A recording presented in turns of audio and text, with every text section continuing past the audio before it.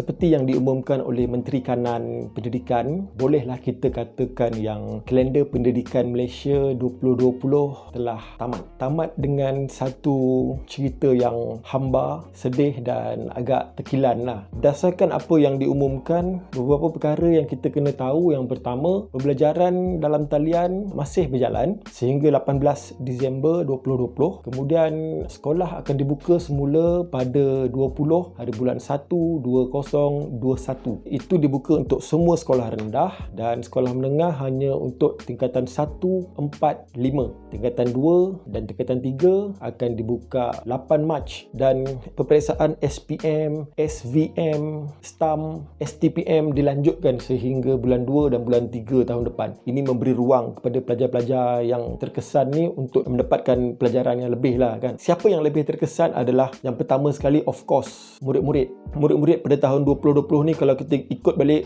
bulan 3 sampai Julai tu kita dah PKP lebih kurang 3 bulan lebih ke hampir 4 bulan. Akhir tahun ni kita sambung lagi PKP. Jadi kalau ikut total dekat 6 bulan lebih kita PKP kan. Sekolah tak sampai pun 4 bulan sebenarnya untuk tahun 2020. So yang terkesan antara dia adalah murid-murid prasekolah, tadika dan tahun 1 yang baru nak mengenal sekolah, baru nak belajar disiplin, baru nak mengenal kawan-kawan tapi tak dapat mengenal dengan lebih puas. Terkesannya sampai mereka hilang nikmat bersekolah itu sendiri. Murid-murid ni juga hilang satu momen yang mana momen tahun 1 dan prasekolah yang tak boleh diulang lagi. Kita hanya masuk prasekolah, tadika dan tahun 1 ni sekali je. Time tu lah kita ada momen kita pegang scroll konvo waktu tadika dan kenangan tu yang kita bawa sampai kita besar. Dan yang lain terkesan adalah murid-murid sekolah menengah yang mana nak menduduki peperiksaan besar. Mereka tak ada masa yang cukup untuk belajar dalam kelas secara berdepan lah. Kita tak boleh mengadakan sukan, perkemahan, lawatan, jamuan, peperiksaan, hari anugerah dan sebagainya. Itu adalah momen-momen sekolah yang mereka pada tahun 2020 ni terlepas. Benda tu tak boleh nak ulang dah. Jadi terkesannya yang lain adalah bidang-bidang yang berkaitan dengan sekolah. Antaranya pengusaha van dan bas sekolah. Mereka nak hantar siapa pergi sekolah? Jadi terjejaslah pendapatan mereka. Yang kedua, pengusaha kantin. Mereka nak buka kantin untuk siapa? Bukan ada orang dekat sekolah. Dan mereka juga ada pekerja. Apa nasib pekerja-pekerja mereka ni apabila pengusaha kantin tak dapat beroperasi? Pekerja tak dapat bekerja,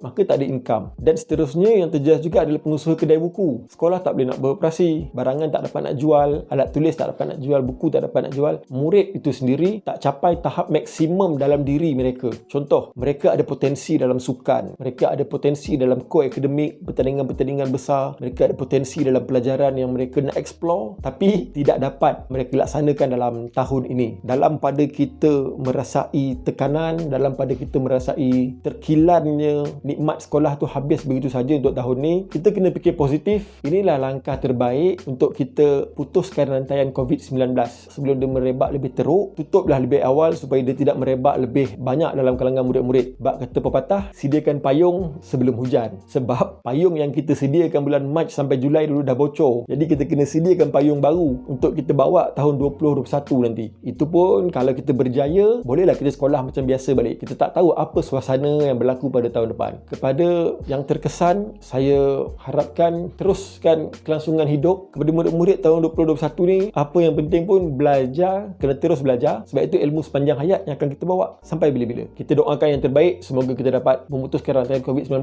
Kita nak sekolah macam biasa tahun 2021. Itu saja. Terima kasih. Assalamualaikum. Bye-bye.